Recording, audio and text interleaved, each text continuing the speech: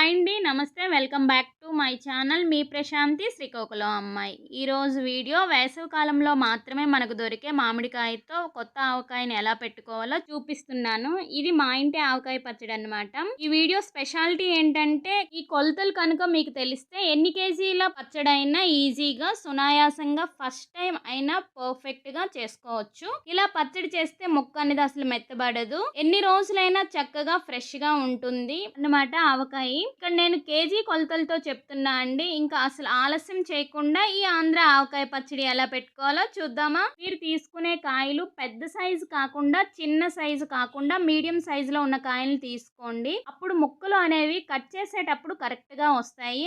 అలా ముక్కలను కట్ చేసుకున్నాక వాటిని పొడి క్లాత్ తో నీట్ గా క్లీన్ చేసుకోవాలి. నేను 2 కేజీల ముక్కలు తీసుకున్నానండి. కాయలుగా అయితే సుమారు 13 మీడియం సైజు కాయలు అయితే తీసుకున్నా అండి. ఫస్ట్ ఆయిల్ తీసుకుందాం. 2 కేజీల ముక్కలు కాబట్టి 1 కేజీ ఆయిల్ అయితే పడుతుందండి. నేను ఇక్కడ వేరుశనగ నూనె అయితే తీసుకున్నా అండి. మీరు దీనికి బదులుగా నువ్వుల నూనె అయినా వాడుకోవచ్చు. నేను ఈ పచ్చడికి పల్లి నూనె వాడతాను. ఈ పల్లి నూనెతో ఈ ఆవకాయ పచ్చడికి మంచి రుచి వస్తుందండి. ఈ లీటర్ ఆయిల్లో నుంచి ఒక 200 ml ఆయిల్ తీసుకొని ముక్కల్లో వేసుకొని కలుపుకోండి. ఇలా ముక్కల్లో ఆయిల్ వేసుకోవడం వల్ల ముక్క అనేది గట్టిగా ఉంటది, మెత్తగా పడకుండా బాగుంటుంది అన్నమాట.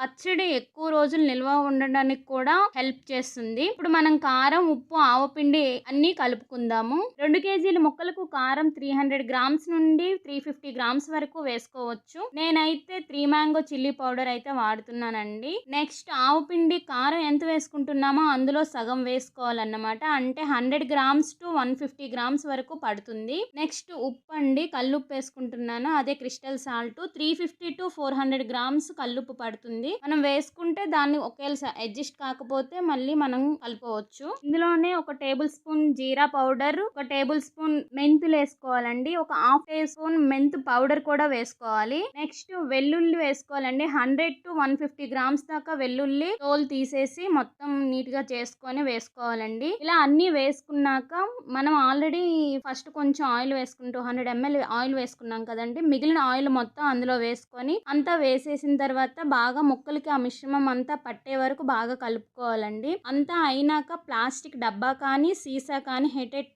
కంటైనర్స్ ఉంటే, అంటే మనం గాలి వెళ్లకుండా ఉండేటట్టు ఏదైనా కప్పు ఉండే బాక్సెస్ తీసుకొని మనం కలుపుకున్న ఈ పచ్చడి మొత్తాన్ని వేసి మూత పెట్టి 24 అవర్స్ వరకు కలపకుండా వదిలేయాలండి. ఆఫ్టర్ 24 అవర్స్ తర్వాత మళ్ళీ ఆ పచ్చడిని ఒక బౌల్లో వేసి మంచిగా మళ్ళీ